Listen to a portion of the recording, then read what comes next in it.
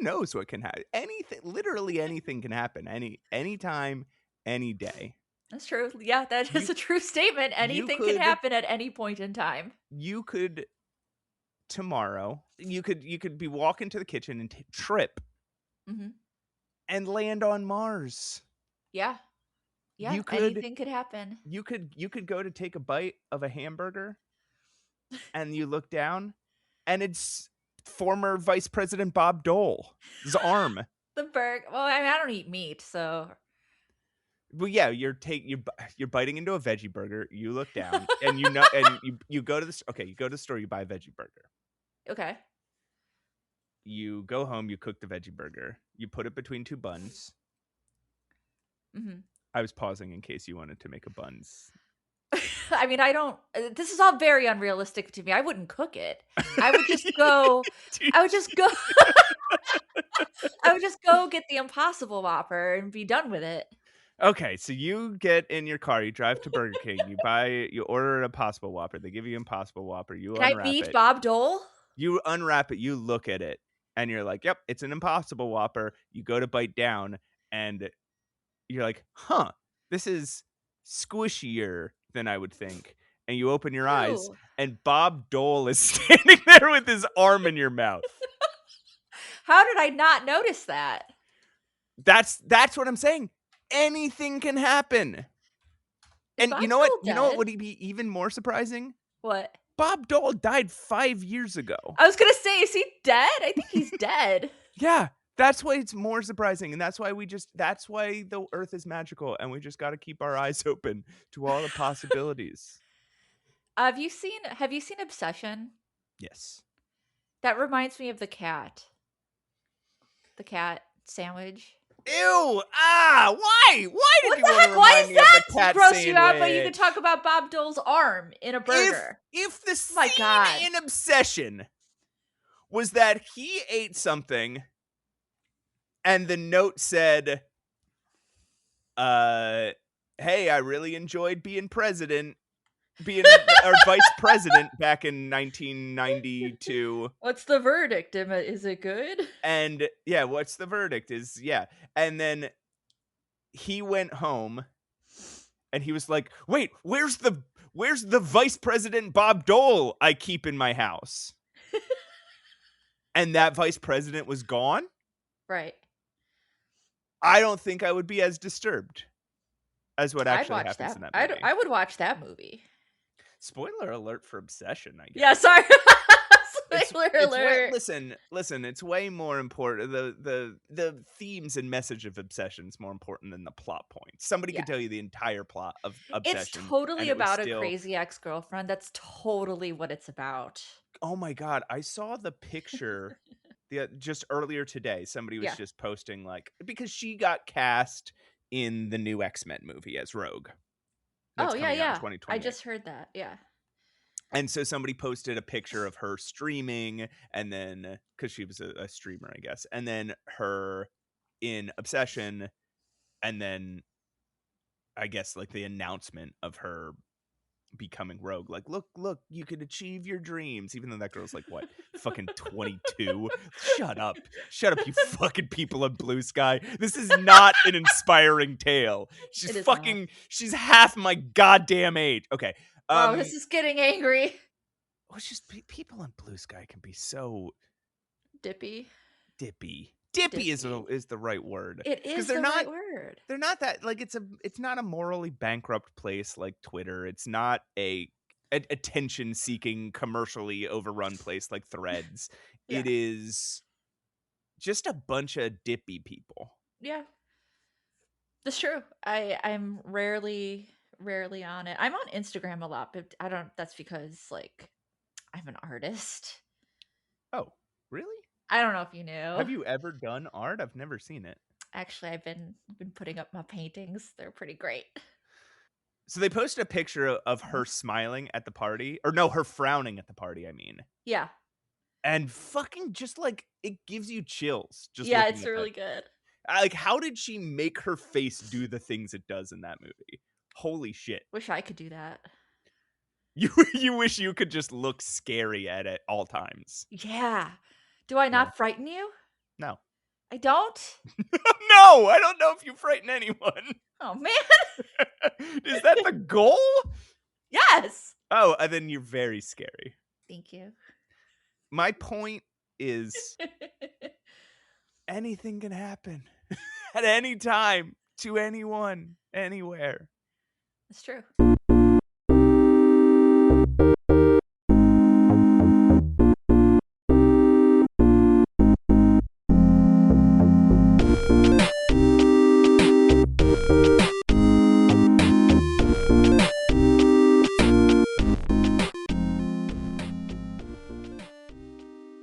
Hey, everybody, welcome back, I hope.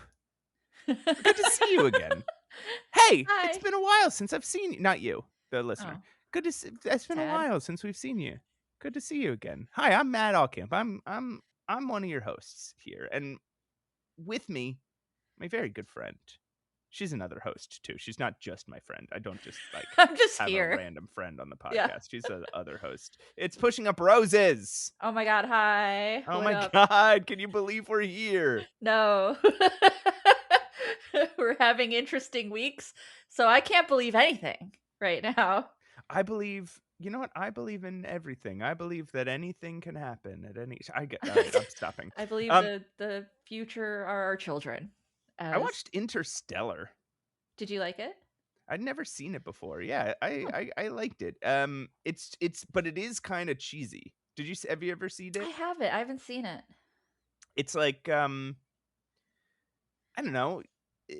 There's a lot of cool ideas in it, and I can Mm, see why people loved it so much. But it is also really, it's like I think this is the case with a lot of Christopher Nolan stuff, mhm. where like he's a great director, and he picks really good ideas from like does he write it? Does he write his own movies? I don't think so. I think he I just don't know. writes I them. think he's just a director, So but I'm not sure.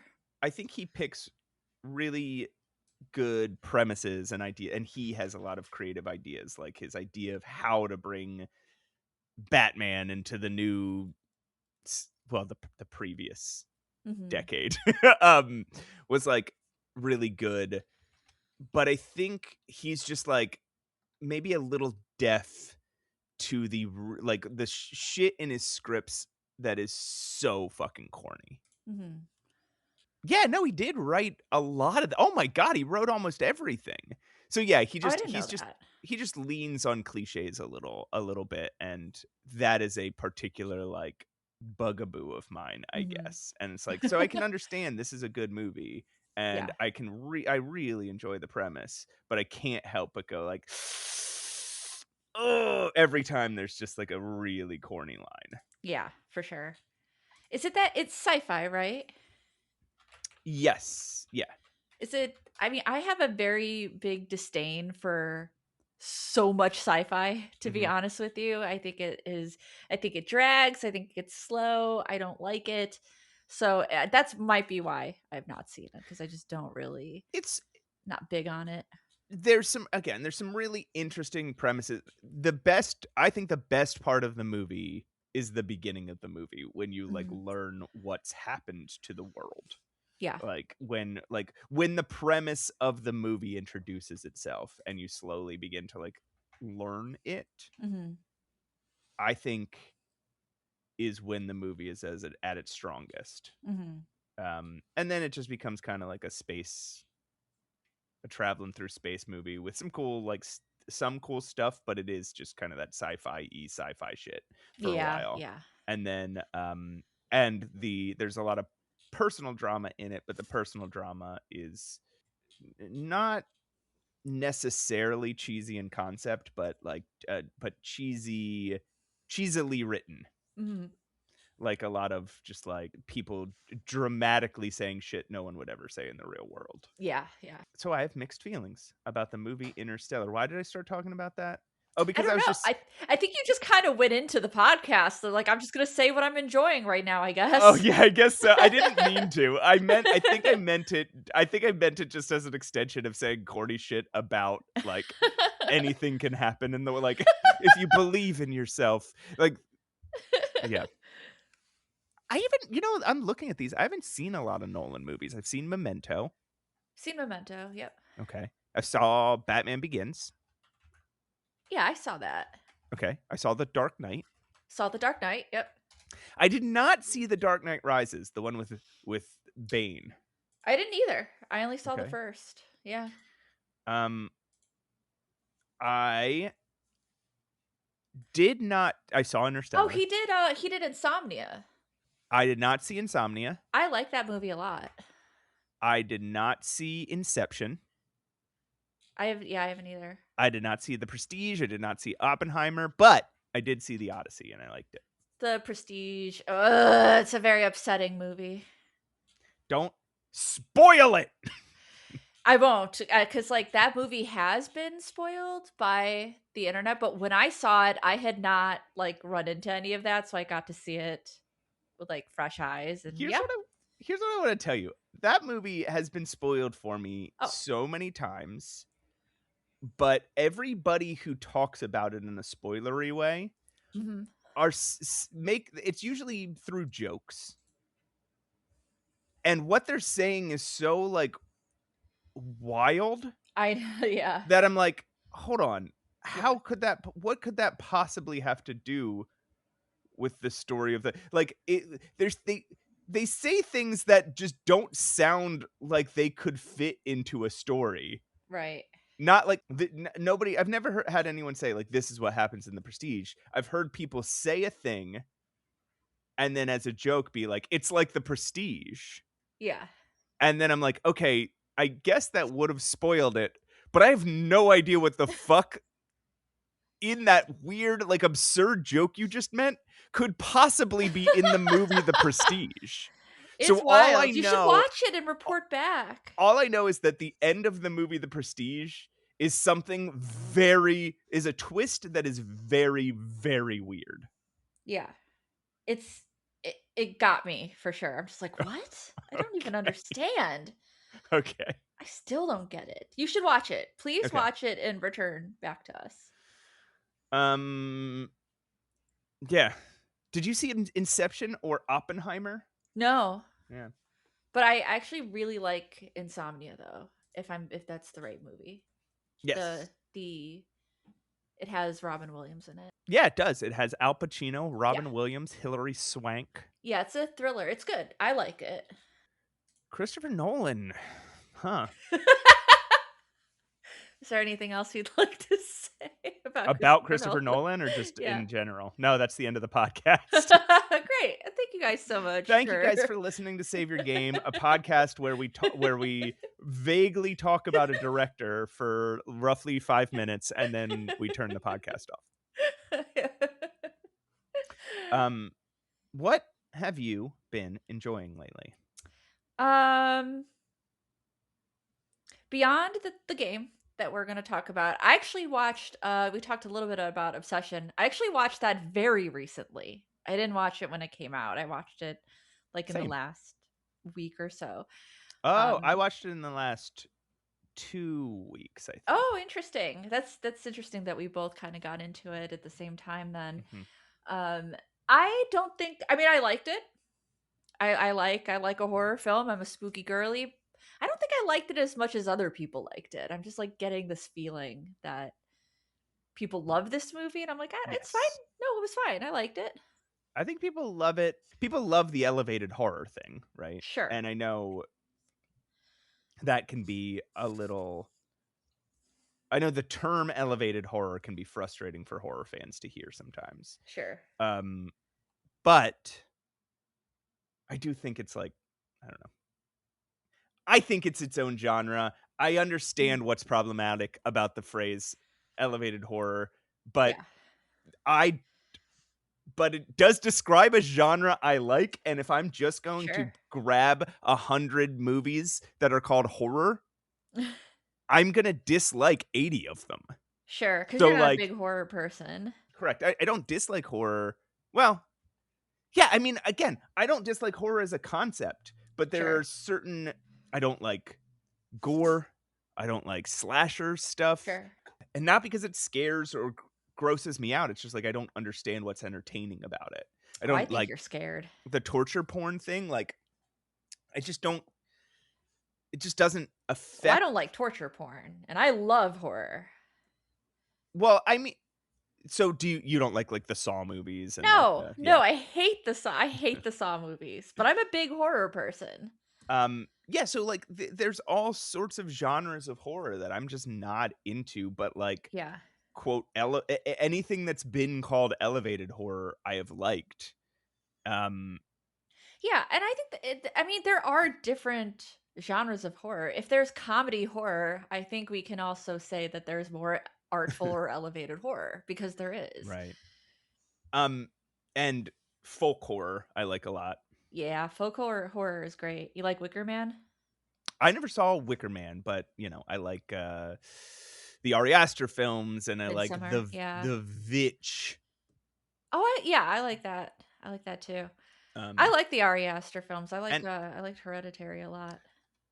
and what's his name's you know, uh what's his dick's films? What's his whole dick called?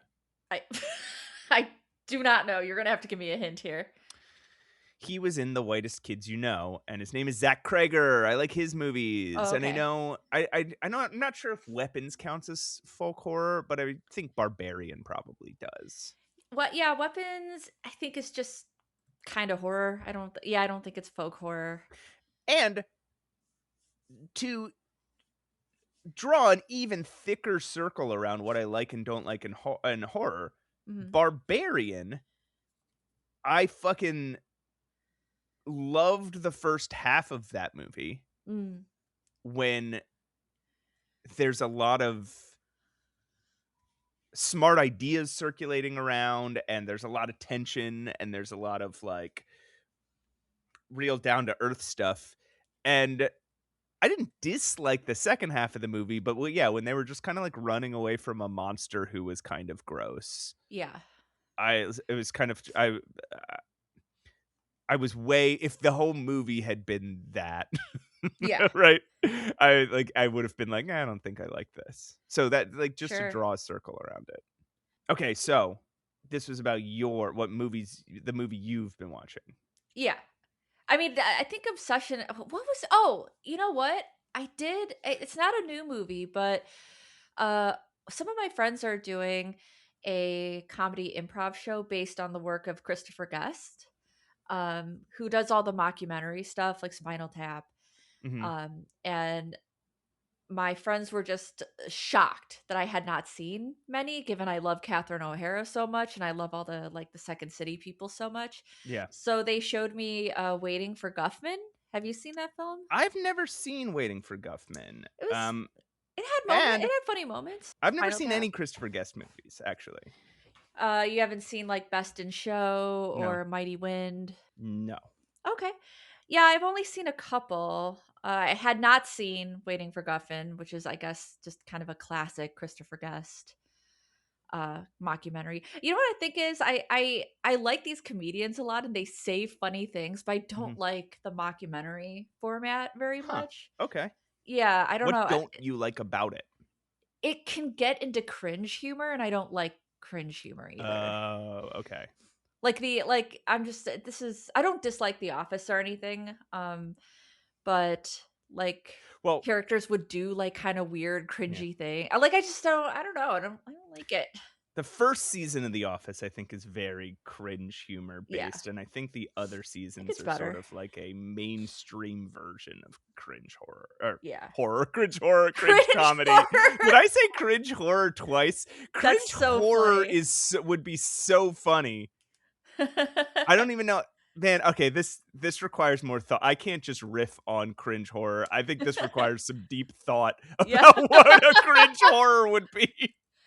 I mean, Um, is it, Evil Dead or something? Is that cringe? I mean, it kind of is. The first Evil Dead no, kind of is. no, because okay, cringe comedy is about because cringe comedy is about what is so uncomfortable it makes you laugh.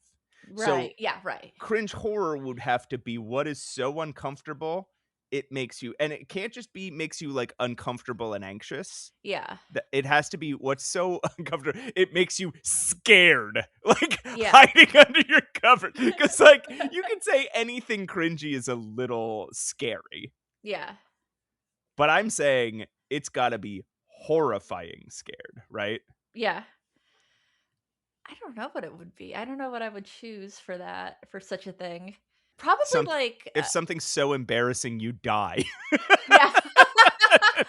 I was like, some of the Hellraiser movies are kind of corny, but also they're shocking. I But wonder if yeah, that's the kind of shock you're going for. and again, so it's like those are cringy and horror, Yeah, yeah, but they're they are. not. It's the horror doesn't come from the cringe. Right. You're not like, Right. that costume's bad. I'm scared.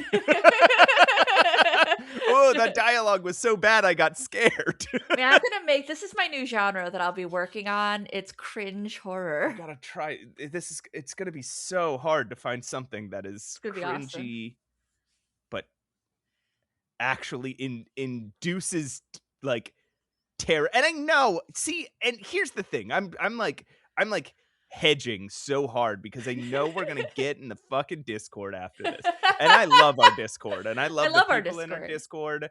They just did a contest where they drew Hanson Swanson and they had me judge it. And they all did very well. And That's Hanson great. Swanson is very mad at me for this. Oh, why? He doesn't like to be represented. He doesn't like to be perceived. he doesn't like representations of him. And yeah, he took away my toilet I see. What? Wait, who as took away your punishment. toilet? Hanson Swanson He took your toilet? as punishment. And he says For if what? I'm really good I can have it back. Where have you been going to the bathroom? I haven't. What? It hurts so bad. Oh my god, we have to go to the hospital.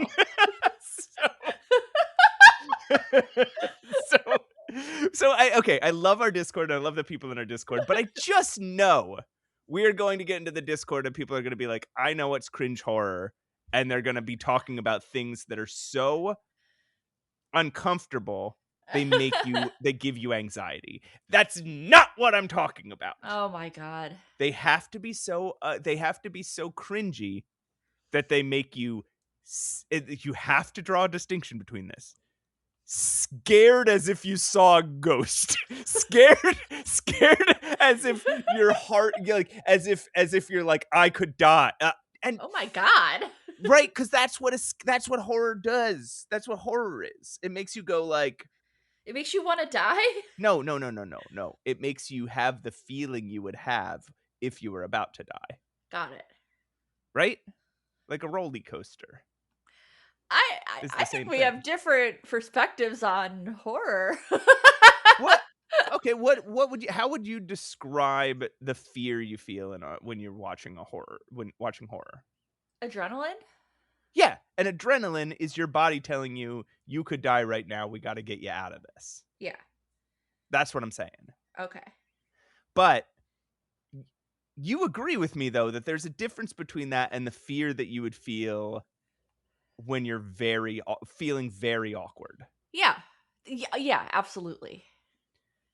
And I just know Oh boy. somebody's going to be like, no, You can't stop them. actually, I get so socially uncomfortable Yeah. that cringe is horror to me. And I'm like, and I'm just trying to get ahead of that. No, Yeah. no, it's not. Oh It's boy. different. It's different. And if you're not with us, then you're against us. Okay, all right. We need to we need to move along. Matt, have you been enjoying anything? So I have. I've been dipping my little toesies Mhm. back into Fields of Mistria now that the 1.0 is out. Yeah. So like there's a full version out, right? Yes. Yeah. And That's awesome. I do want to say I think maybe okay, well why don't we give some background because it's been a long time since we've like it's been a long time since we had our episode where we talk an episode where we like described Fields of Mystery and everything Yeah. like that. So why don't we reset Okay. um and then I want to talk about like how they did their early access rollout. Yeah.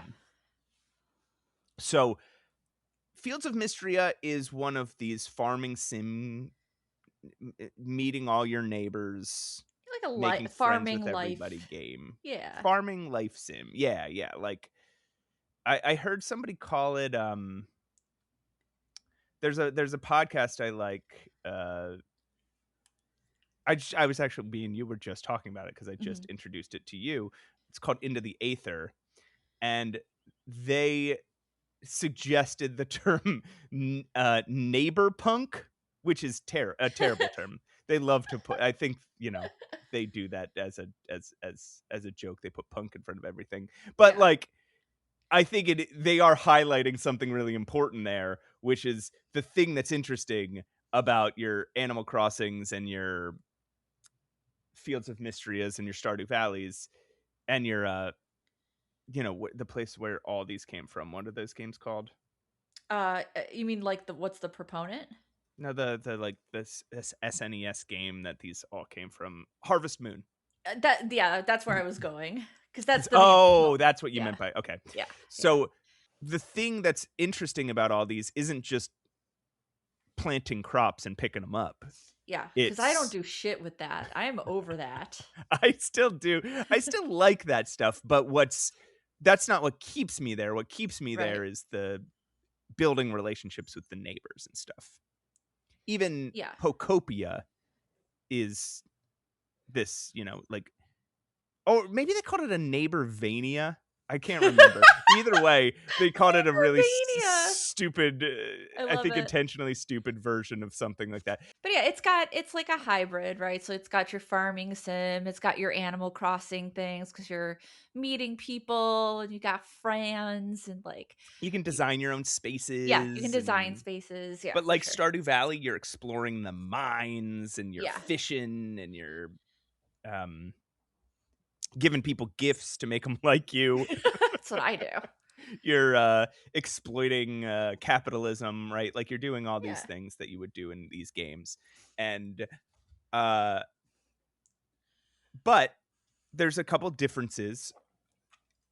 The first obvious thing is that it's a group of people who have learned the lessons of Stardew Valley, right?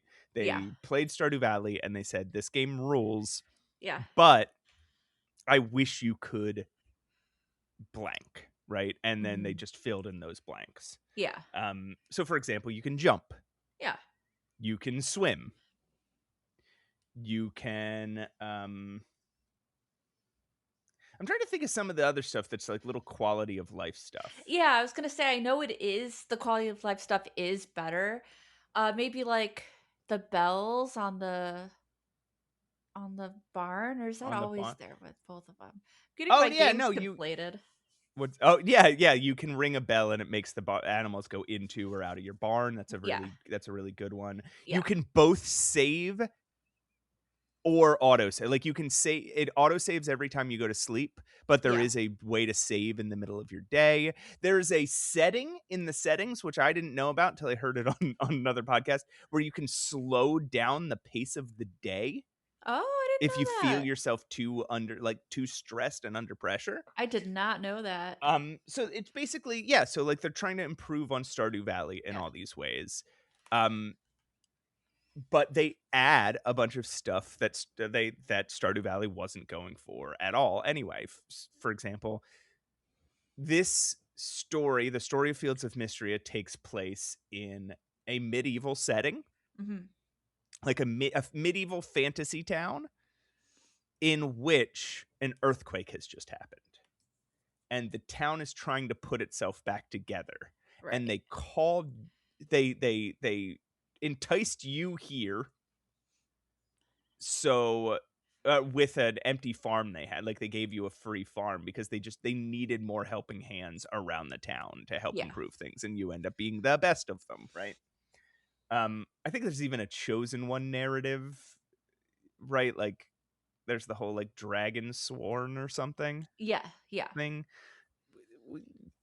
That part, I don't know about, but the rest I of it is like it. a I cool like story. it. Yeah. Yeah, the overarching story slash stories of Mystia are a little I think a little bit bigger than Stardew Valley. Yes. Um Because in Stardew, it's just like, we gotta make this farm so our grandpa is real proud of us. And then we have to, like, get the community center back up. Like, that's all very grounded, like, Yeah. yeah, Fields of Mistria is way more fantastical. There's It's, dragons and yeah. there's Yeah, there's I'm dating one there's in real life, and then in also real you're life. playing Yeah. Field of Mystria. Um, you also have, because it's a magic world, you have magic powers. So, like you can get spells where like once a day you can recharge your health and stamina, right? Mhm. Not actually, it's not once a day. You can do it as many times as you have spell slots. You end up having spell slots like in D&D. Yeah. And they recharge slowly. I think it takes 4 days to recharge each slot. Mhm. I think there's one where you can make it like rain. There's You can make I it rain? I yeah, you start yeah, when you visit the strip club in Fields of Mystria. No, there's all sorts of so that you don't have to water your crops, you can like so that is an interesting difference between it. Another interesting difference is that everybody okay, so you know how in Stardew Valley, the characters follow their own schedules, but their schedules are mostly they walk to a place and stand there Yeah. Yes. for several hours, and then they walk to another place, stand there for several hours, then they go to the pub, Yeah. stand there for a couple hours, they go home and sleep. Yeah. So in Fields of Mystria, everybody has like a schedule and like they have lives, which is Yeah. interesting. They like will go to some of them work, most of them don't. But some They'll, of like, the go to the bathhouse and, like, take a bath, and, yeah, they'll spend yeah, time in, like, the forests, and I'm actually yeah. not being fair. I think most of them do have jobs now that I think about it. They're all But unemployed. but most of the time they're walking around, they talk to each other, they Yeah. stop and have conversations with each other, they have hobbies, and you can see them go out and do their hobbies. Yeah, Like, I really like the characters in Mystria a lot. I have more affection for the Stardew characters, but Sure. there's more to like just objectively, there's more to love about the Fields of Mystria characters. Yeah, I Because agree. there's more to them. They have deeper stories, they have more dialogue. Their Mhm. dialogue changes depending on what time of day it is, Yeah. what day of the week it is, what season it is, whether they're inside or outside. Mhm. Um, so there's just so much dialogue in this game. You can like really get to know these people. Yeah. Yeah, definitely. Um, and then like Stardew or any of these other friend punk games, you Neighborvania. They Neighborvania. like these games, you get to different tiers of affection with each person, and Yeah. you can develop friendships or relationships. I think you can eventually get married, probably have kids. I haven't gotten that far. But that's what I want to say about this 1.0 thing coming out. So, needless to say, we both love this game. Yeah. Um, and I haven't fallen in love with really any of the other Stardew killers that have come out, Yeah, same. but this one's really did it for me when it released in early access, and it's really doing it for me again now. Oh, I'm glad. I was afraid there wasn't enough, like, changes, or should Well, like, normally I would just restart it and redo the whole yes. thing, but I played it, I feel like, too recently for me to just do a whole do-over, so I'm not really sure what I'm doing. This is what I want to say about the early access stuff. I I started again, and I don't know that I've run into any of the new stuff. Oh, okay. Because the way they did it in chunks, their early access. The first early access came out, and you could reach a certain level of the mines, a certain Right. level of your spells, Friendships, yeah, a certain certain level of level. your friendships, Yeah. exactly. And then you could play for as long as you wanted to, but you couldn't progress past these certain points. Right. And then with each subsequent update, they increased that. I might be forgetting some of the way it was at the beginning. But starting over, right? I'm not seeing anything that feels new. Oh, okay. I mean, I imagine that's because, like, it has to do with progression, so, like, Yeah, it's not gonna feel new with your relationships until you get, like, the 10 right. hearts, and that takes time, so it, like, takes time Mhm. to build into even seeing new stuff. But some of the things me and you were talking about when we talked about early access and what we wanted out of the 1.0 version was like more diversity in the monsters and the mines Oh, and yeah, yeah. um you know that's the only thing I can really remember at this moment. But I remember like we talked about wanting certain things updated Yeah. on every level of the game, and I think and I'm not finding that. I'm not again, maybe my memory's just off, but I'm not finding any of that stuff. It Mhm. feels mostly like I'm just replaying stuff I already played, which is Yeah. still I'm still having fun, but that means that um I haven't really felt the 1.0 of it all yet. Yeah. So, I don't know. Yeah, I'm gonna have to get it. I'm just I know it's always a time sink when I get back into these, so I haven't yet. Yeah. Otherwise, like when Stardew came out, I think I lost months of my life. I don't know where they went. I can't get them back. So, Do we'll you see. We'll see. do you think do you think you'll start over or do you think you will start where you left I'm off? gonna try to start where I left off because I Okay. pretty much know what I'm doing. Okay. Yeah. So I can see my character get married to that weird jerk guy, Oh, yeah, yeah, March. yeah. March. He's such an asshole. Yeah, he's still just being a jerk to me because I started over, but except for when he's drunk, and then he's very kind. Oh, good. Um, I don't know if you remember that. He was part of, like this is another thing, their tavern isn't just a bunch of people standing around and they say the same dialogue as always. Everybody's when people are at the tavern, especially on Friday nights, they have, like, these unique things, like, one group of people gets together and plays basically Dungeons& and Yeah. Dragons. It's cute. Yeah. One group gets together and plays poker. One group gets together and has, like, a drinking club where they try, like, fancy wines. Yeah. And March is always wasted, and he's always like it's the only time he's friendly. Um, and the other really great thing about Friday nights is getting to talk to the Dragon Guard, Mhm. who are the 3 little kids Yeah, in the they're cute. town, and the 3 little kids in the town always hang out together, and they call themselves the Dragon Guard, and they send themselves on little missions, and and then on Friday nights in the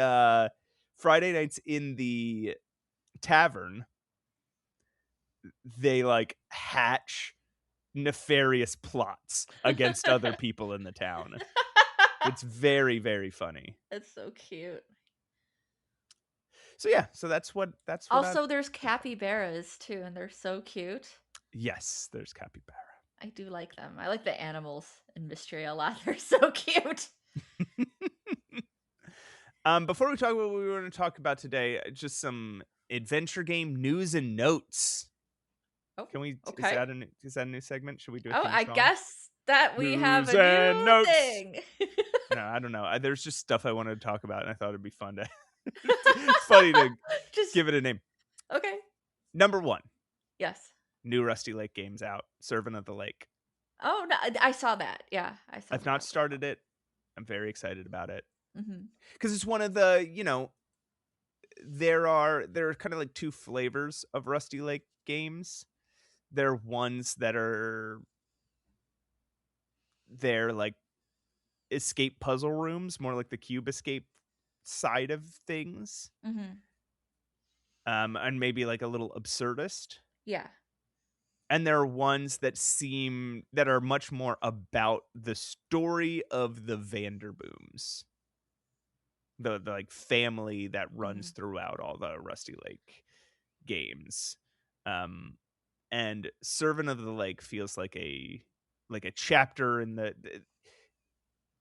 again they all are, Mhm. but in a more significant way, a chapter of the Vanderboom saga. And am I think that story's really hard to follow, but interesting, Mm.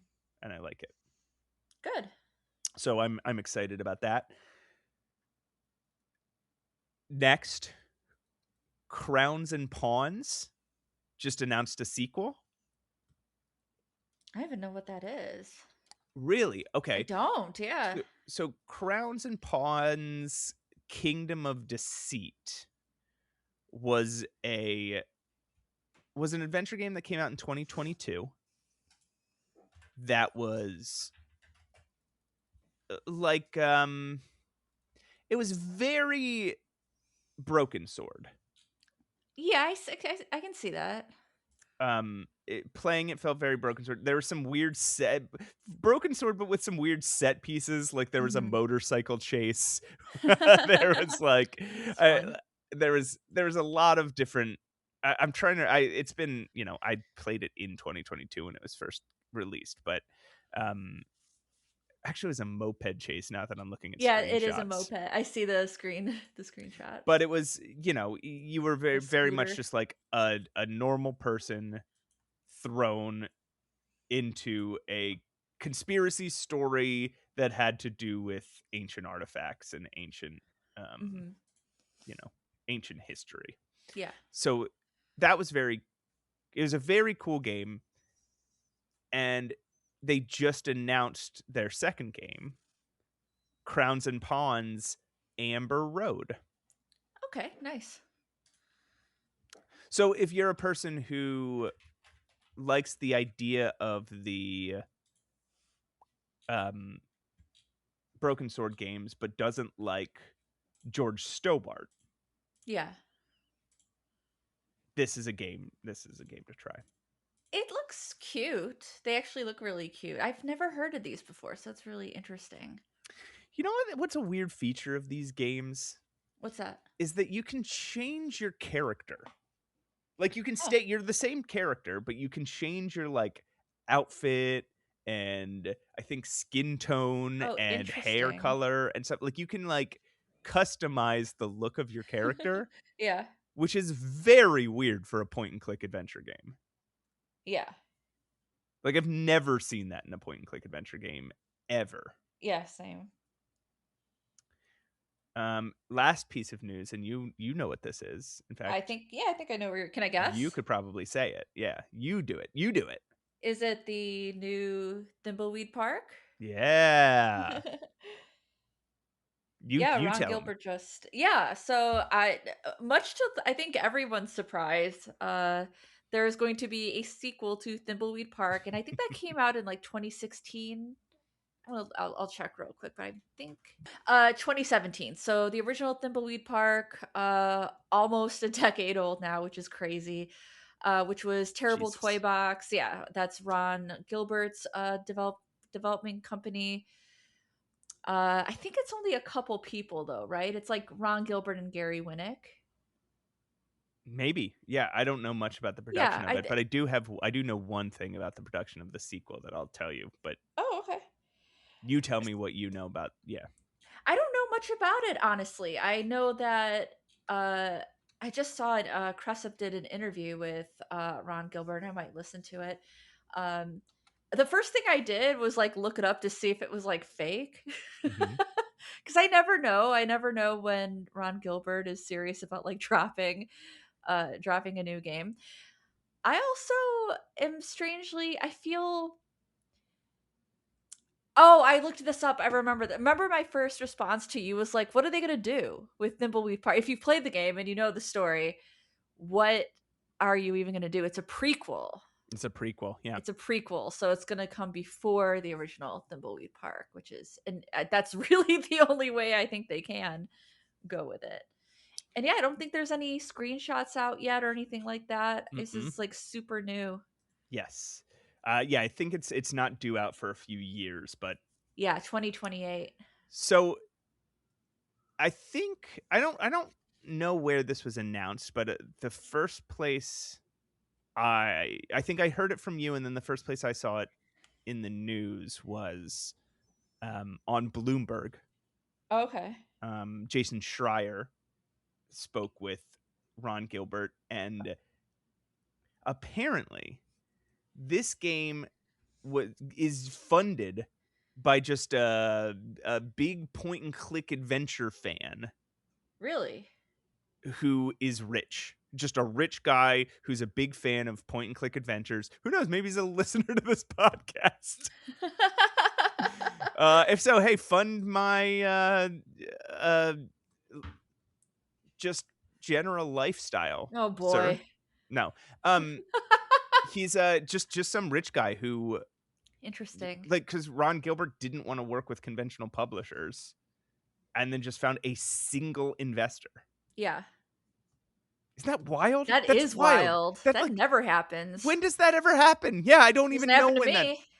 It hasn't happened to me either. Make it happen for us. Somebody please. Fund us. Nah, I'm we don't know fine. how to make games. We have no track record for making games, and we don't know how to do it. We could do it. Give us How $2 dare you. billion. I could do anything with $2 billion. You want a good game? Give me $2 billion. We could do it. Give us $2 billion. We guarantee you something. Something. You will get something from it. Something will be made, maybe. And then we'll make them buy it. They still have to buy a copy. I'm just clearly in it for the money. So interesting, so exciting, exciting week for our favorite genre, video game. Is it our favorite? I guess it's our favorite. I think it's our favorite. I mean, yeah, I think it's our favorite. I mean, if we expand it just to like adventure games means games with a narrative and puzzles, then yes, it is our favorite genre. I'm like right? pretty big side scroller platformer girl too, but adventure games definitely. I know we both like other games, but you don't like platformers more than you like adventure games. Hey, there was a time when I did. Don't knock me. But I know you now. No, you don't. It was Hanson Swanson the whole time. You wait, like the co-host of this podcast? Yeah, it's me, Hanson Swanson. Big twist. New lore drop. New lore drop for the fans. For real ag heads. Yeah, for the real ones. I'm sorry, were you asking a question? What were you talking about? I think you were just going to tell people what we are talking about today. Oh, yeah. So today we're talking about the next installment of the Detective Grimoire games, the Mermaid Mask. This is the follow-up to Tangle Tower, which we covered on this channel. Yes. Yeah. Episode number, it was early, right? Episode 23. It's earlier than I thought. That's fair. This is funny. I didn't realize we did this. Games mentioned Lorelei and the Laser Eyes. Did I play those games like back to back? That's weird. Did. That's so weird. I think you did. Huh. Okay. Did I do it to be funny? Because it is very funny. All right. Well, why don't you play something fucking old, and then we'll come back and we'll talk about Mermaid Mask.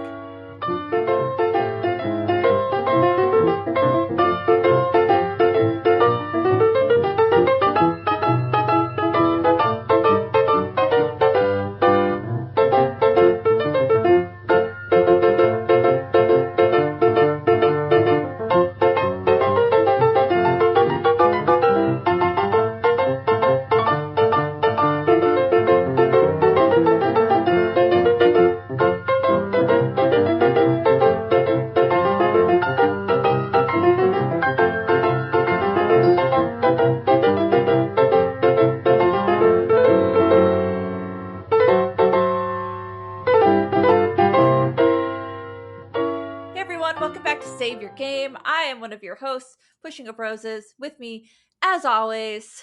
Hi. Can you wait till I say your name? Hi. Matt Ockamp. Hi. Hi. Hi. Hey. Hi. Welcome back. How was your break? It was good. Good. I sat here. How was your break? Is that what you're waiting for me to do you have something to share about your You're break? so rude. Why didn't you ask me how my break was? Yeah, I just sat here as well. Yeah, we sat here I together. kept thinking we were Sat here talking to each talking the other. whole time. We sat here not together. We're No, we're 2,000 in the miles same away from room. each other. Oh, We okay. have an office and a We recording have a studio. 2,000-mile long room. What's wrong with you? Tell the people about what we're talking about. You can do it. Pull it together. I know you can. I know you No, can do I it. got it. No, I got this. Could you repeat the question? I don't. Was it a question? It was a command. I said, Oh, tell the okay. people what we're talking about here. We're talking about the Mermaid Mask today, the new Detective Grimoire game. And I What noticed that the? they're not. Yes? Oh, you finish your thing. Sorry. I I lost my thought I completely. You noticed they're go. not. You said Oh, right. I noticed that they're not called like Detective Grimoire parentheses blah blah correct. blah. Did you notice that? So are Yep. we not supposed to refer to them as the Detective Grimoire games? I think you can refer to them as. I mean, because they all have Detective Grimoire in them, so I think we could refer to them as that. But yeah, Well, it is Detective Grimoire, Secret of the Swamp, aw, I Tangle like that Tower, game. without Detective Grimoire on the front, just called Tangle Tower, Yeah. and then Mermaid Mask are the 3 games in the Detective Grimoire series. What the fuck is Detective Grimoire? Are you asking me? Yes, yeah. Okay. So, You know how Detective sometimes we give background on games to our listeners? right.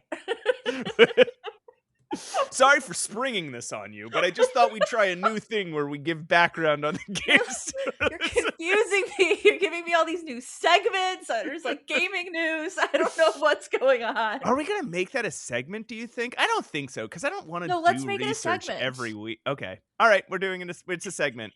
And that's how we make decisions on the Save Your Game podcast. Yelling at each other.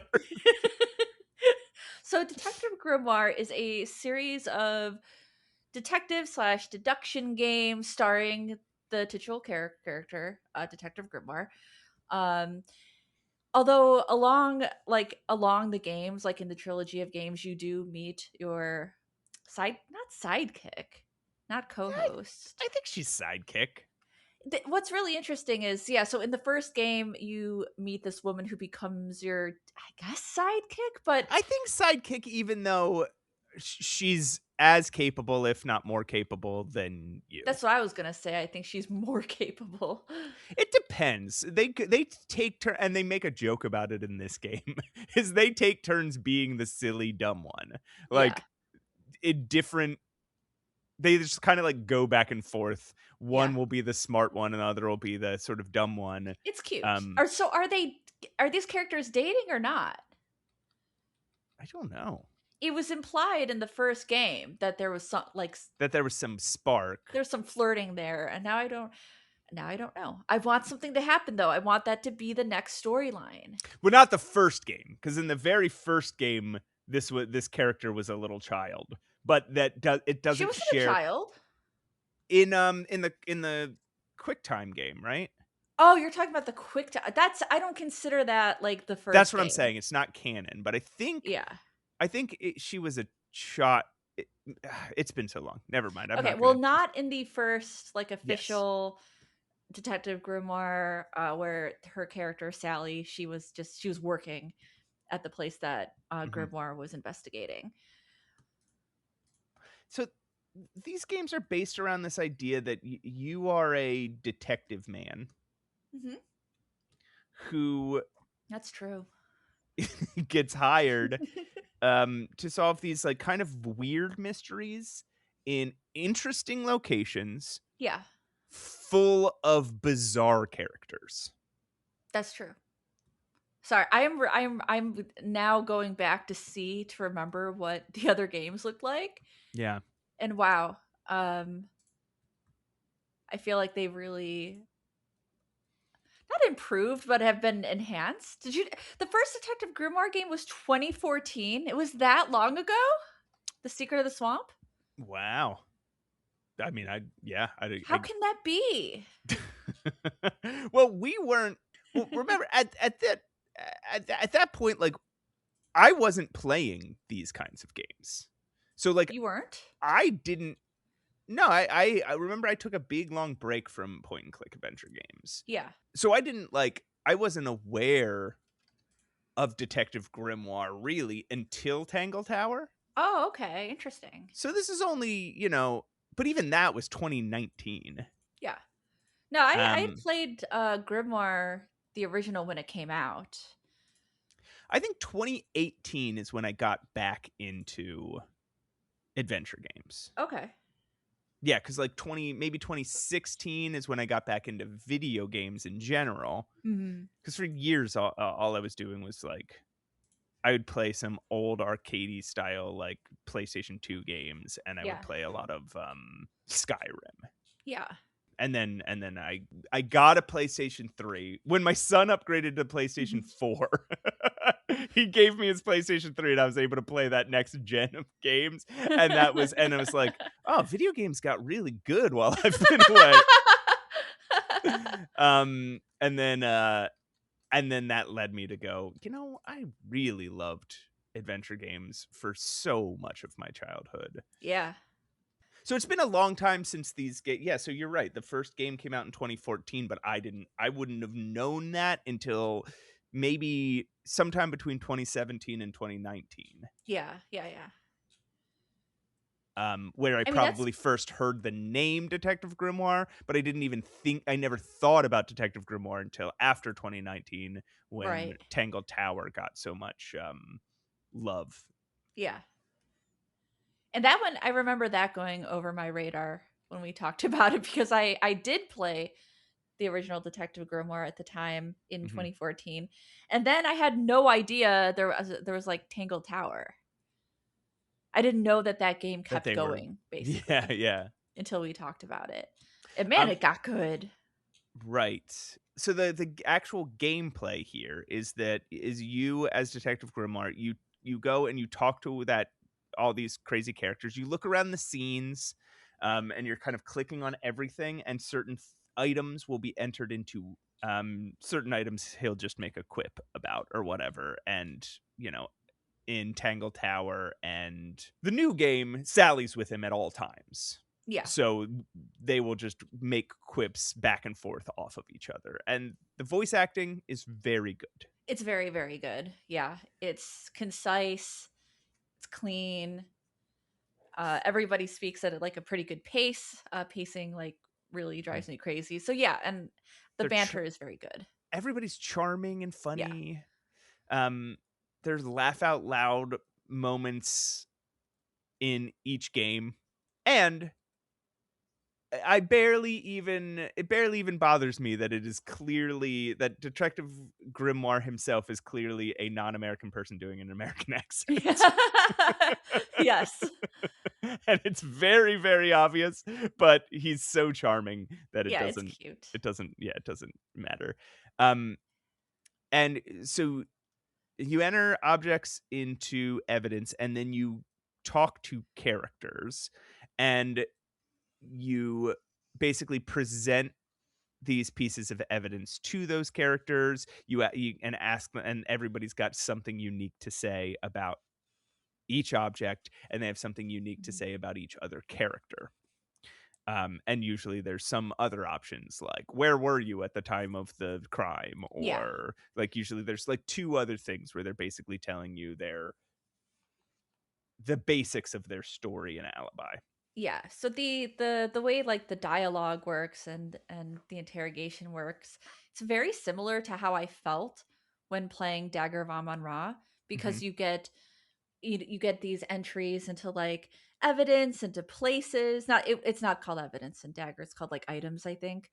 Um and suspects, and what you do is you go to every character and you ask them about all those topics. It's the same with Colonel's Bequest, right? You Yeah. can, I think, like in the directions for that game, they even tell you like make sure to ask everyone about everything and Yeah. every person. And that's the same in Mermaid Mask. It's uh not and I don't think you have to ask about everything, but it's your benefit to figure it out, Well, because yeah. people have different responses to different characters and different items and different evidence. So I don't know if you have to ask about every single thing, but I did You because I wouldn't wanted to feel like know. a detective. So there's um and hopefully the people in the Discord know that I was ribbing them earlier, and so I'm going to uh, do something similar now, because somebody in the Discord said something like, "Well,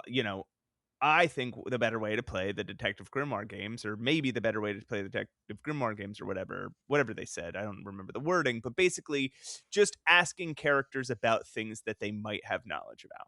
Yeah. And I don't. I honestly don't think that would work. I don't Mhm. think you could complete the game that way. I think you would always end up going, like, if you did that, you'd get to a certain point and hit a dead end. Mhm. And then you'd have to go back and ask everybody about everything anyway. Yeah. Because there are people that have bits of knowledge that are incredibly surprising, Mhm. and your conclusions only unlock when you have gathered a certain, not like an amount of evidence, but everything on this topic that exists in the game. Mhm. Like there are several clues that you must have. And I guess you can go into like your notes, and it will sort of nudge you. It'll say, "Hey, Mhm. try to research this clue more. Try to research," like, it'll give you a list of clues, and it'll say, if you want to unlock this person's mystery, because that's another thing we should say. In these games, each one of these characters has a secret that you have to uncover. Mhm. Yes. And it's like, if you want to uncover this person's secret, which you have to uncover everybody's secrets to solve the crime. Right. It'll say like, investigate these objects. So I guess you could do that, but you'd end up going, like, you don't know who. It's not always who you would think that would have that information that has it. Yeah. Yeah. Sometimes it is a very random thing. And in fact, sometimes it is something that you already noticed about the object, Mhm. but you can't interact with it until somebody else points it out. Yeah. Like, you might notice a button and Like on the visual itself, yeah. yes, exactly, on the Yeah. picture of the item. And Detective Grimoire will not press the button, but if you go talk to the weird muscly guy, he says, "Hey, did you know there's a button here?" Yeah. And then suddenly the button gets pressed. Yeah. And they're like, he what, to riff off the person in our Discord's point, what is the connection between that guy and a button, right? Right. It's not like he's a button expert. Yeah. So it really is, you do have to just ask Yep. everybody about everything, and if you manage to not do that, you got it's probably because you got lucky. Yeah. Yeah. I definitely was asking everyone about everything. Um, and I got stuck briefly only because I didn't like read a page from one Oh. of the book things. Yeah, it was Oh. that. It was like I thought I had, and I guess I didn't, or when I reloaded it maybe didn't catch that I had looked at something, but yeah. You can interact with some of the inventory, and I got briefly stuck when I missed it. I got stuck because I kept not interacting with things that other characters were interacting with. Okay. For example, there's a guy at a typewriter. Yeah. and I clicked on everything in the room Mhm. except for the typewriter. Oh, really? Because I was Okay. like, "Oh, like, if I click on the typewriter," I just had, like, ol older games in my head Oh, okay. where I was thinking, "Oh, if I click on the typewriter, it's just gonna be like I clicked on him. Right. It's just gonna be like the typewriter is part of him, Right. his character model." And there were a couple situations like that. There's another guy that's in a hot air balloon Yeah. basket, and I didn't click on the hot air balloon basket. 'Cause I Oh, was just like, "Oh, interesting. if I click on the hot air balloon basket, I'll just click on him." And That's an so interesting reaction because I clicked on those things. I clicked on yeah. the typewriter, I clicked on the basket, like, so that's a very interesting reaction that's, like, coming from Yeah. those older games, I guess. I got to like, I got stuck, and those were the reason I got stuck was because I was like, "I know there's some pieces of evidence I haven't found," Yeah. and those were the pieces of evidence. Mhm. I think there was one other thing too, but I can't remember what it was. I think that that was something just more just like, "Oh, I didn't notice that was there." Yeah. Like, Yeah. one of those things. Um, Mhm. but, just to finish just to round out some of, like, vague observations about these games in general and their mechanics. So yeah, so you gather enough clues and you can click on suspicion, and then you will go into a sort of Phoenix Wright-esque, sort of like proving your case, Mhm. and so the characters will just start laying out the things they know Yeah. outside of your control, but then they will pause and the game will ask you to provide a piece of evidence for it. Right. And you will have to go through your clues and say, okay, this is what proves the thing that Detective Grimoire or Sally just said. Yeah. Um, and then occasionally you will have to make a conclusion, and basically like a Mad Lib style thing will Mhm. pop up where you can select from certain clues, and then you can select from like a list of words that are already there to Mhm. make a sentence that creates the correct conclusion. Yeah, it's very much kind of a duck detective, uh, maybe Golden Idol type of a mechanic, except that, like you're saying, you can present evidence to prove what you're saying as well. I think that's nice. I think, yeah, it reminds me of Duck Detective, but it's like a little more polished.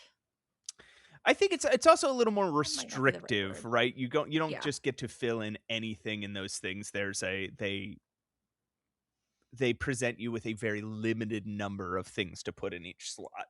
right, Which again, a lot of these mechanics are very similar to Phoenix Wright Ace Attorney, right. just not in a courtroom. The last observation I'll make before you tell them about the story of this one Mhm. is it can be a little exhausting to ask everybody about everything, or at least Yeah, intimidating at first. Like you're looking at the game and you're like, ah, man, this is yeah, I'm gonna it's a I have to do lot. this so much. But the game does the writers do a very good job of making every answer interesting Yeah, and either funny or intriguing or emotionally resonant, or sometimes all three of those things. for sure.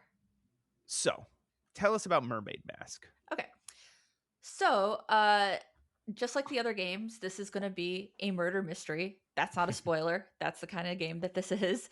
And at this point, I guess Detective Grimoire has like some notoriety around people. So they actually get like, quote, hired. Or though, is this another thing where he gets like a letter? Yeah, I think he gets a yes. Yeah. He gets a letter. Which is interesting because that's how the Tangle Tower started as He gets well. And it was anonymous and we didn't even really know who sent it. Anyway. he gets hired, but there's a bunch of jokes in the game about how like hired is in quotes. Yeah. They have no idea Yeah. Who, if anybody, will be paying them for this? So there has been a murder in a submarine, which is fantastic. I could not wait to see what the setting was going to be like for this game. Yeah. Now I found the story a little bit strange. I don't know how much we'll get into the story, but there seems to be a lot going on besides the fact that there was a murder. Yeah. There's also kind of this overwhelming feeling of something supernatural in the water. They imply very heavily in the game that it is a kind of siren slash mermaid type of a being. Um, and that plays a small role in the story. And yeah, Yeah. I'm trying to recall things about the story. What do you have to say? Yeah. The owner of the submarine is the person who was murdered. His name is Right. Magnus Mortuga. Um, and you get aboard the submarine. You were hired by the current captain, who won't talk to you at first Yeah. until you talk to I don't know, because I went, like I said, I went systematically, and I just talked to everybody before I talked to her. But Oh, will okay. she talk to you Interesting. before you talk to? Yeah, I talked to the captain really early on. Okay. Yeah. Um so yeah, you're walking around this this submarine that's docked right off um this small little harbor town, and there's a bunch of it's a very close-knit town, and everybody in the submarine seems to have ties to the town. Not Mhm. everybody, but a lot of them in Yeah. some way. And it's Yeah. the town is basically an inn, a ship repair place. Yeah, it's kind of it's like a pier. It's like like a stop, I think. A little seaside town, right? Yeah, so there's a place, there's like a harbor, like a place to repair ships. Yeah. There's an inn, there's a theater, and there is this submarine Yeah. that there's a lot of like there's been a lot of like ownership changes between the ownership exchanges between the inn and the submarine. This is It gets very complicated, and Yeah, I you'll think it understand does all this too. by the end of the game, or most of this at least by the end Yeah. of the game. But at the beginning of the game, you just know that there's like a lot of family intermarrying and deed exchanging between Yeah. this submarine, an old boat, and the Stone Top Inn. Yeah. That yeah, Um, some of those little connections I found a little confusing. okay. There are a few characters that are they're not suspects, but they appear in like flashbacks and stuff. I'm like, "Who what? I don't remember. Who is this?" Um Yeah, there's some of like the people's like parents and stuff, like yeah. Cynthia, but the only ones you really need to know um are Felicia Stonetop, Don Drummond, and Mhm. Sylvia Seafoam. Oh, and Madam, oh god, I can't remember what her name is. A woman who owned a different theater. Right. Oh, like Baroness Fortuna or Oh, something? Baroness Fortuna, yes. Yeah, So yeah. those are really the only four people that aren't there who you need to know in order to solve the mystery. Yeah, And really, you could probably do it by just knowing who Felicia Stonetop is. sure. But yeah, I mean, you very early get the sense that I'm gonna avoid deep spoilers, so we're just gonna be talking about stuff you'll find out in the first, I don't know, half hour of the game. Mhm. And this is like a what, an 8-hour game. Yeah, about. Looks like I played it for 10. So Nice. Magnus was clearly has like this lost love at the beginning of the game. You don't know what happened to her, but you know that he was in love with somebody. She was somehow tied to this ship. Yeah. Um, she was somehow tied to a ship that they both were on, and the ship is somehow tied to the submarine that he was captaining. Mhm. Um, and she has ties to the Stone Top Inn. You also will meet, well, I don't know, let's just, maybe the best way to do this is just to go through the very basics of each character. Sure. So do you want to start with uh Zacharias Zephyr? Man, that's the last that's the Okay, last character I found because I had a brain fart, I guess, while yeah. playing this game. I think I was even texting you. I'm like, I I don't know where this guy is. I don't know how I missed him. But yeah, Zacharias Zephyr, how would you describe him? He's a dream analysis expert. He's very much, this is a character who is very much into like uh He's like he's like an occult scientist. yeah, I was going to say like it's very Freudian, but also there's a supernatural element to his studies. He's trying to like capture dreams Yeah. as they enter people's heads.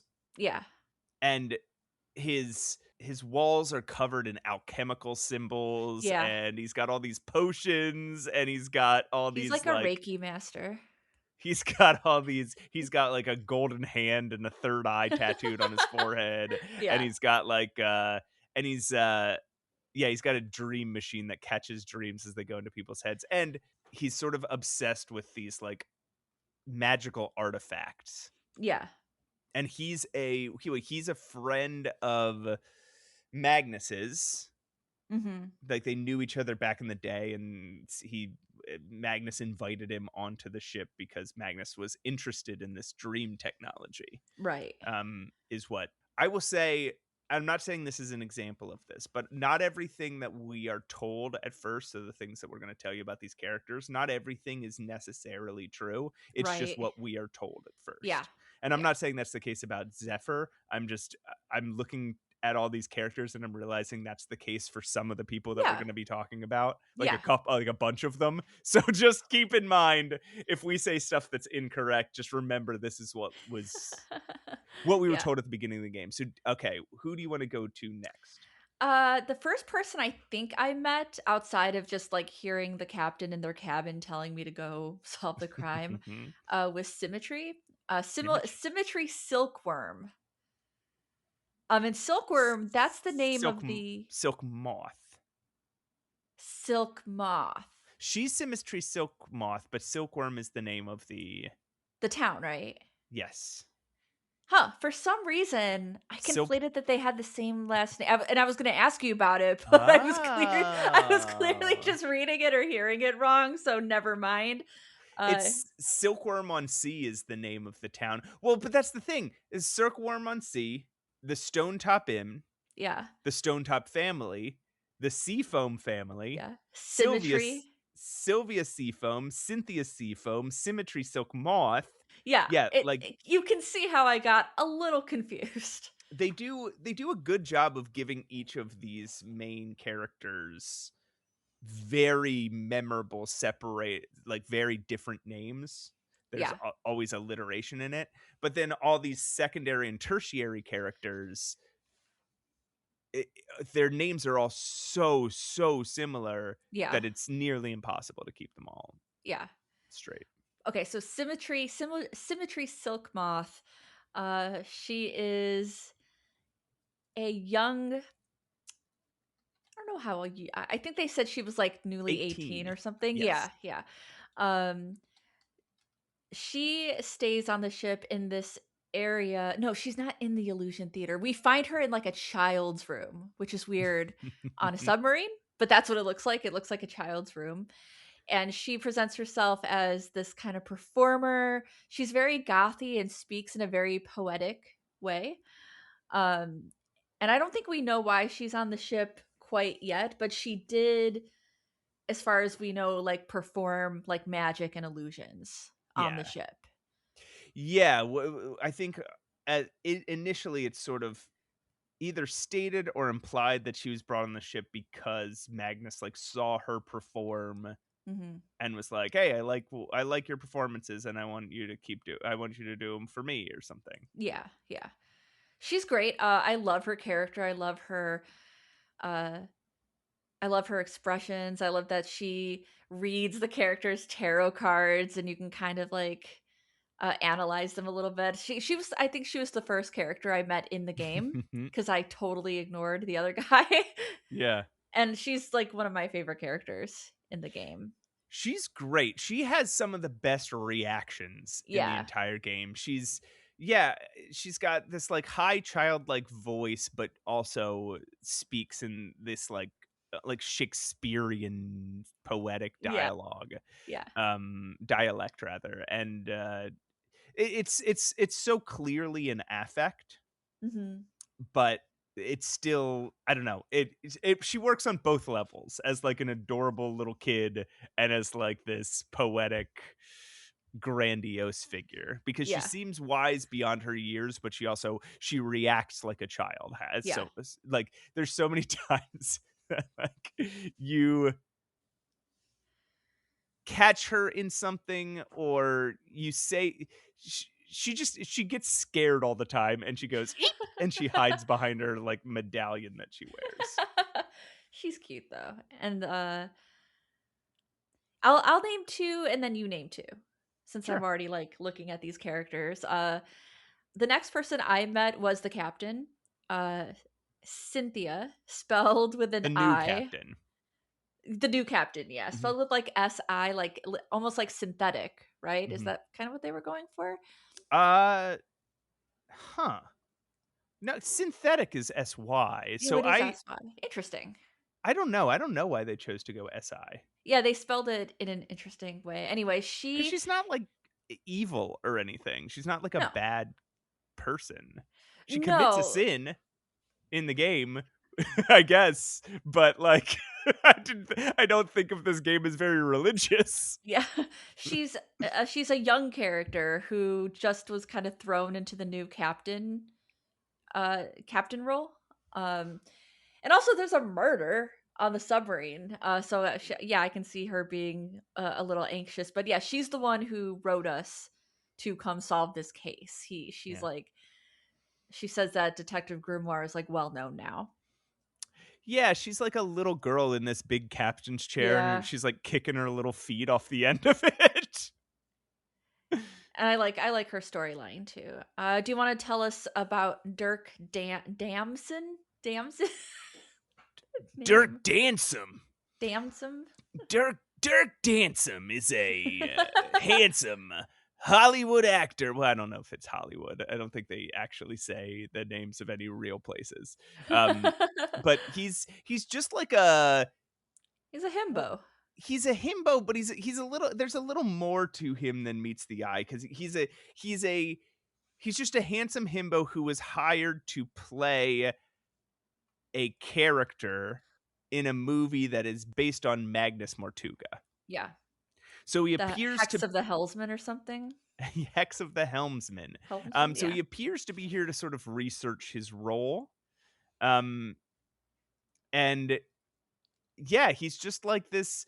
He's just kind of like a muscle bound Hollywood himbo who spends all his time sitting in his bunk staring at the ceiling. yeah, And uh, the more than meets the eye part of him that you learn without getting into anybody's because remember everybody in this game has secrets, so without getting into mhm, his secret, the more than meets the eye is he provides a lot of insight. I'd say he is one of the most insightful characters in the game. When you yeah, present him any clue, he almost always has something to say about it that either Detective Grimoire or you the player didn't notice. yeah. That's Like true. he says something incredibly stupid and then will just give you an insight that is very deep and thoughtful. And he's also yeah. He's I think he's great. He's one of my favorites. I think Symmetry and Dirk are probably my two Nice. favorites. And then so I might as well, if I'm telling you about Dirk Dansum, I might as well tell you about J.D. Werman, Yeah, who is the author on the boat, who wrote Hex of the Helmsman. So he is roommates with Dirk Dansum, and he's just this um nebbishy little writer guy A who little wormy. is, yeah, he's a little wormy and he's obnoxious about everything. He's just constantly sarcastic. There's not, I would say almost every character in this game gives you things to fall in love with about Oh, yeah. them. Um, there's like a sympathetic side to each one of them. I would say the two exceptions to this rule are probably Zacharias Zephyr, who stays stoic and um distant, Mhm. unknowable for the whole game, and JD Werman, who stays obnoxious and rude for the whole game. Yeah. But yeah, he's on the submarine to uh try and write a fucking sequel to his book that he wrote about Magnus Mortuga. Cuz We did establish that Mortuga is the murdered party, right? yes. Okay, I didn't I was, like, freaking out. I'm like, "I don't remember if we said that." So Werman, yeah, he's got this sequel problem where he had Yeah. one book that became huge and turned into a movie and is now a franchise, and now Mhm. everybody's looking at him to write his second book, and he's like, "Fuck." And yeah, his room is just like littered with crumpled up pieces of Yeah. paper and notes and stuff. Do you want to tell people about Godric Grip? Yeah, Godric Grip was my favorite character when I found him because he's an aeronaut, meaning he travels via hot air balloon, which is the coolest thing ever. Like Lee Scoresby Who's Lee Scoresby? from His Dark Materials, Oh, I haven't seen the that or Golden read it. Compass, Red. I think the books are better than that. Yeah, I mean, there was a show and there was the Golden Compass movie, but the books are just incredible. Anyway, What was I saying? Oh, yes, aeronaut. So this guy is weird. This guy was apparently rescued by Mortuga because his hot air balloon somehow like fell into the ocean. mhm. And so Mortuga, the captain, prior to getting murdered, like quote, rescued him, and now he's taking up a room in the submarine. His basket is like everywhere. His balloon is like draped everywhere, and he's like a salesman. When you encounter him, he's just like, "Ah, you want to buy some stuff?" Like he's very like showman, snake oil salesman, maybe a little bit, that kind of character.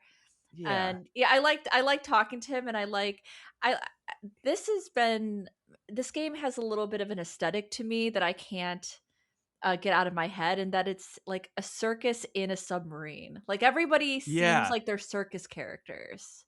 Yes. Yeah. Yeah. Definitely. Definitely. I mean, you've got the illusionist, you've got the fortune teller, you've got Right. the carnival barking salesman, you've got Yeah. the strong man, you've got like, yes, absolutely. You've Yeah. got, yeah, eh, yes, yes. And on And top of that, like, the other character, Madam her name is Madam Tadpole. She's kind of like also a circus, like a freak show performer, that you find out about her. I like that character a lot, by the way. I love Madam Tadpole. She is a really strong, like built, kind of feisty character. yes. One thing before you get more into Madame Tadpole is Godric Grip is the most, in a cast of delusional characters, he is the most delusional character where Yeah. he is pretending to have a shop Right. aboard the ship, and he even has like cardboard customers. Yeah. Um, and he is he talks to his cane. He's got a cane that has a face painted on it and a A hat on hat. it, and he calls him Cornelius Kane, and he's just a cane, and he Yeah. talks to the cane. And you don't yeah, you by talking to other characters, you get the sense that is he always like this, or is he hiding something behind this weird salesman Yeah, thing? what they say is like he doesn't always talk that way. Right. it's possible that he talks that way when he's feeling nervous or shy. Yeah. And so you get the sense of like, oh, there's a layer to this guy Yeah. Yeah. that I there's a layer beneath this guy. He's not as because when you meet him, you're like, this is very surface level. he's just Yeah. he's just a eccentric, crazy weirdo. And Yeah. then you get the sense, oh, he's probably it seems like he's got a deeper personality and psyche Yeah. than he lets show. Yeah. All right, so tell us more about Madame Tadpole. Madame Tadpole was like an Olympian swimmer, Mhm. uh, who has since embraced the fact that she is a good swimmer. Like I said, she kind of comes across as like a little bit of a sideshow type of a character. She's green. Which these games are interesting because we both know that there are supernatural elements to these games. Yes. But when I met this character, I wasn't sure if she was also like, oh, is she half fish or is this part of a Well, costume? because she Like tells you she's half fish. she tells you that, but then we find an old like ID of hers that doesn't quite match her So she aesthetic. Yeah, so it seems as if she really like because she was this Olympic diver or this Olympic swimmer, she's like just like identified strongly with this idea of being a mermaid. And Yeah, it's not like she's not hiding that the mermaid thing is fake, that she's not actually a right, mermaid. It's she just tells people she's a mermaid and I right, guess expects you not to fully believe it. Cuz right, like it's like her secret isn't, "Oh, she's actually not a mermaid." right. That's not we're not spoiling that. That's Yeah, not the that's not the secret. secret. Yeah, Anytime you find something like she tells you, like, she dyed her skin green and yeah. she, Dyed her you know hair green and got like tattoos of gills. Yeah, yeah, because she basically yeah, identifies as a mermaid or something, like, I guess you could say. yeah. It's like S getting like body mods. Yeah, it's Right. it I thought she's so cool. she's I think she's secretly one of the weirdest characters in the game. Like, I think Oh, okay. Godric is so, um, on his surface, Yeah.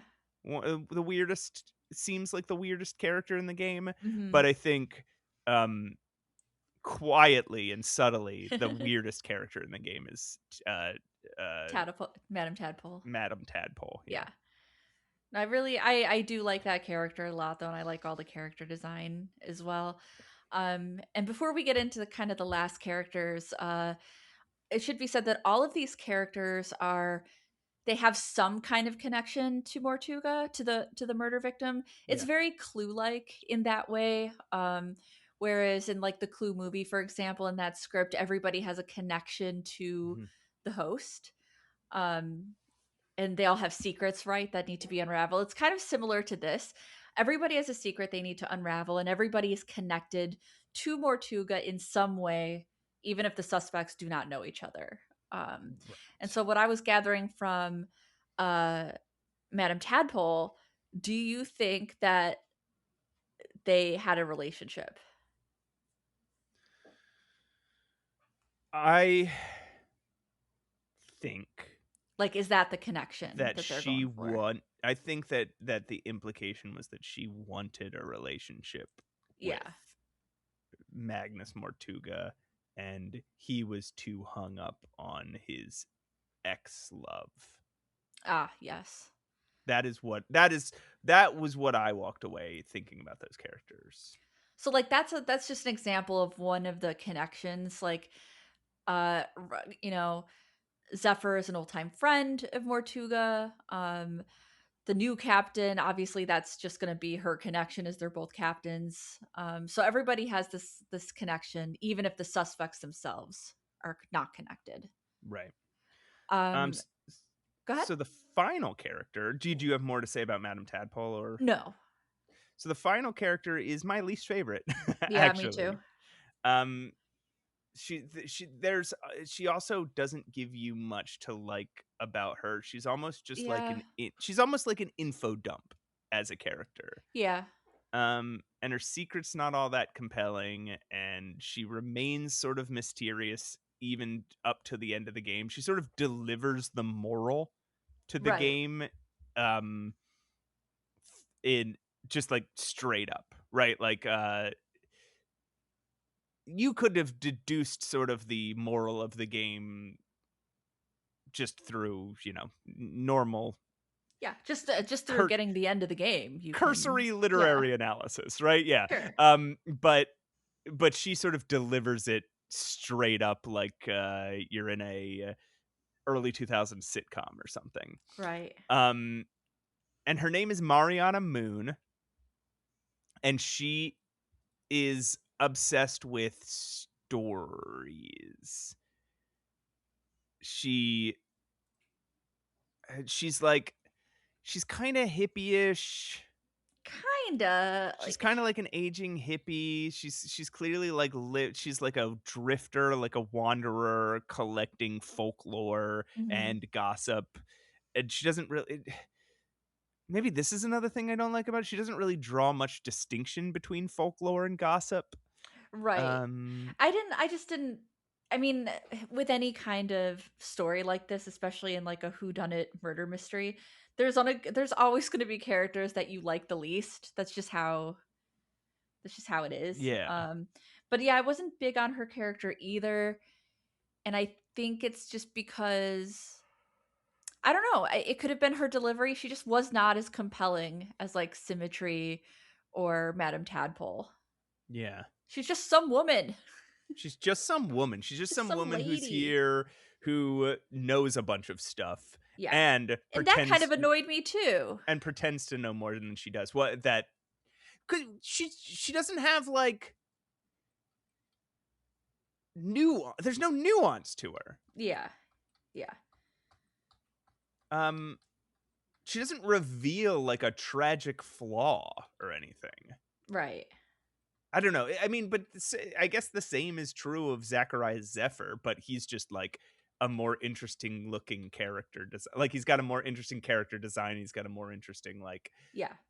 He has a um cool collection of stuff. It's all yeah, mysterious. yeah, yeah.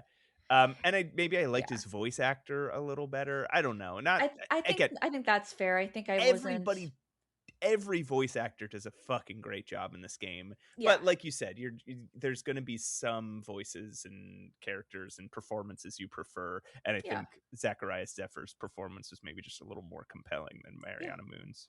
Yeah, that's fair. No shade to the voice actor. Yeah, Uh absolutely it, not. yeah, It it's it's down to the character as well, you know. yeah, yeah. I thought the only when gearing up for this episode, I was like, well, the only way we're gonna have a compelling conversation about this is if most of this conversation spoilers. But I Mhm. feel pretty satisfied with what we've talked about. I don't know if I don't know if we need a spoiler section. We don't need it, but I do want to make some more generalized statements Oh, please. about how I just felt about the story because I think this game certainly has the most serious ending of the Grimoire games we played, I think. Like I for some reason this game and the stakes held a little more weight Sure. in this story. Things felt a little more tragic and a little more weighty. So I just want to say we don't have to talk about it. We don't have to spoil it, but I loved the ending to this game. I love how this Hmm. game concluded. And I think that's a feat in murder mystery games because I think Yeah. murder mysteries are very, very difficult to Yeah. write. Um not that like it to me some of the stuff got a little convoluted. Like you had mentioned Felicia Stonetop. I kept forgetting who she was. I kept forgetting Interesting. which S name I was trying. Yeah, so some things got a So little lost for me. I think some of the stuff about like who owns what and who was in a contract with whom, Right. that stuff lost me, but the Felicia Stonetop stuff, um, I found so compelling. I Yeah. that stuff I loved. I might have gotten a little bit hung up on like the who owns what, and then I couldn't. And then, you couldn't see the forest for the trees any longer, Exactly. yeah. Yeah. Like, oh.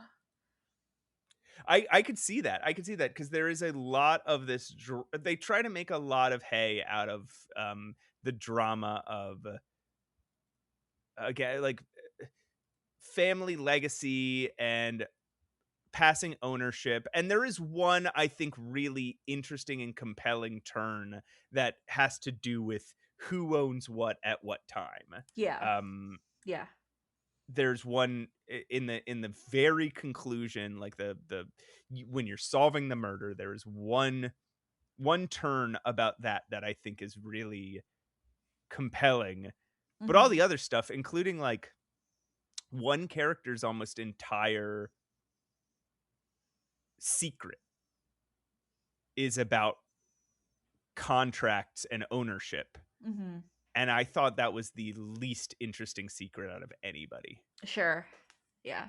But I did like the overall story. Uh-huh. Um which again, like I love whodunits and stuff like this because Yeah. like you said, everybody has a secret, everyone has their own story, and they may or may not be related to what is actually going on and what is actually happening.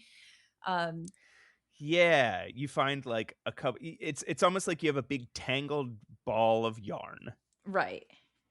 and you find out that you find out that some of the tangles of yarn aren't connected to the yarn ball.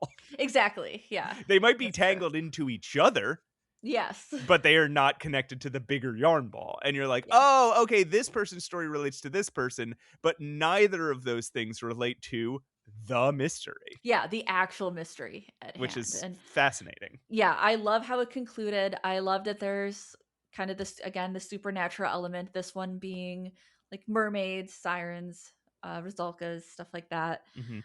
Um and I just got to say I really was impressed by the ending because again, it's hard to write murder mystery in general. It's hard to conclude Yeah. mysteries, I think. But yeah, I really like where this went. It got a little bit serious and yeah, I felt like the stakes were high. I liked it. Yeah, and there's some just, like, really interesting imagery at the end of this Yeah, game. there is. There's, like, the final not the climax of this game, I'll say it like that. I will probably never forget the that scene. I will probably never Yeah. forget the climax to this game. Like, Yeah. it was so interesting and visually and conceptually interesting at the same Mhm. time that it'll that's a those that's a scene that'll never leave me. Right. Yeah, there's a few at the end there that I'm like, "Oh, that's awesome. I love that, and I love the imagery." Yeah, I mean yeah, I mean the conclusion to this game will probably stick with me as well, like just like the Yeah. solution to the mystery. I don't Yeah. know because I probably thought the same thing about Tangle Tower and I remember very little about the I actual really didn't mystery of that game. see any kind of twist like this coming. This like in a lot of mysteries, like especially the mysteries that I like to watch and go over like Murder She Wrote, you can kind of solve them Mhm. by way of like, "Oh, I have a funny feeling about this character. I think the game wants me to not like this character." But I actually did not see. I didn't see it being this character, yeah. Yeah, I didn't see that. Yeah. I saw the motive coming way early Yeah, yeah. because well, sort of, like because there's a lot of you can almost like put it together visually Mhm. hours before the characters do if you pay attention to like the shapes of certain things. Sure, yeah. If I may, there is a part of this story that I thought didn't go anywhere, and I was sad about it. And I know that is a thing in murder mystery. Obviously, I cover a lot of murder mystery, and the red herring is a very popular mechanic. But there is a part of this story where they go over a couple of women who had discovered a sea monster in in the ocean. And Mhm. these women brought the sea monster onto the submarine with them, and then it had since gotten taken away. But it was basically a cryptid. They basically captured a cryptid, kind of resembling, I don't know, a long-necked sea monster, like a leviathan, something like that. That never went anywhere though. I thought for sure that that Yeah. little plot point was gonna be something, but it's not. Yeah. It provides some context for a couple things, but you're right. Yeah. Like that is just background. Which is unfortunate to me because I think, introducing a hey, we found a cryptid in a game that's also about a cryptid. I just thought there would be more to the story than that. Maybe Detective Grimoire 4 will be about the 'cause, there is a lot of ties between characters from the first 2 games and Mm. this game. That's true. Yeah. But I didn't remember a lot of them. The characters allude to the fact that these are references to the previous games. Yeah. Yeah. Um, or they make like a sly comment and then you as the player can be like, "Oh, they're probably referring to something from a previous game." But I Yeah. didn't remember a lot I of didn't these either. It's been characters. a while. I mean, now that we Yeah. know that was like episode 23 or something, it's been a while But since we've even talked about Tangle Tower. it's I think we already met a stone top or a sea foam, one of the two. We might have. Yeah, I'd have to go That's back, and yeah, same. that might be Anyway, worth kind of going over. so it's possible if they make another game that there'll be more context, Yeah. revealed. But they do make a joke in this game about how these games take so long Yeah. to make, and so they were like, because at some point they say something about the next mystery, and then somebody says, and then Sally says, I think next mystery, and then Detective Grimoire says something like, uh, if there is a next mystery, these things take so long. They do. So I think they mean like take so long. It takes so long to make these games. They Yeah. don't know if they're gonna make another one. Yeah, that's Um, totally fair. uh, but I really hope they do because fuck these games. I'd play these games till the end of time. Yeah, they're so fun. I Mhm. honestly I would not have thought that or guessed that based on just the original 2014 Detective Grimoire. Like it's Yeah. very cute. I liked it, Mhm. but I was actually shocked that it had like a sequel and now has another Yeah. sequel. But hey, the more people that buy all the Detective Grimoire games, the more likely it is that they will It's true. keep making them. And don't buy Crow Country from SFB Games, because then they'll think they should make other games. And we don't want to give them ideas. No, We don't want the things that we discourage want. that. If you've bought Crow Country, refund it. No, I loved Crow Country. It's really good. It was really good. All right. Well, I think that's all I wanted to say about the Mermaid Mask. How about you? Yeah, I think so. I think I've said what I needed to say. Yeah, we both hated it and Yeah, it was never. terrible, and I'll Yes, never play it again. it's so good. It was so good. Um, so I guess that just goes to say, guys, thanks you so much for hanging out with us and Yeah. talking about games with us. Thank you for loving us. Thank you for loving us. I'm sorry that I yelled at you earlier in the show. Wait, you Um, yelled at me? no, the Oh. Agheads. Yeah, don't yell at our viewers. I What's yelled wrong at with them. you? I yelled at them because they're gonna say, I'm getting mad again. I know one of them. I know it. I Oh know one of god. them is going to say, actually, I do find cringe scary. Oh And my no, you god. don't. You don't. You find it anxiety inducing. I can't believe you found a way to circle back around to that. To yelling at our fans for no Yeah. reason. That's just a thing I'm making up.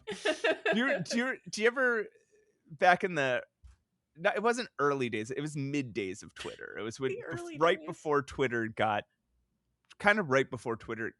absolutely terrible. Yeah.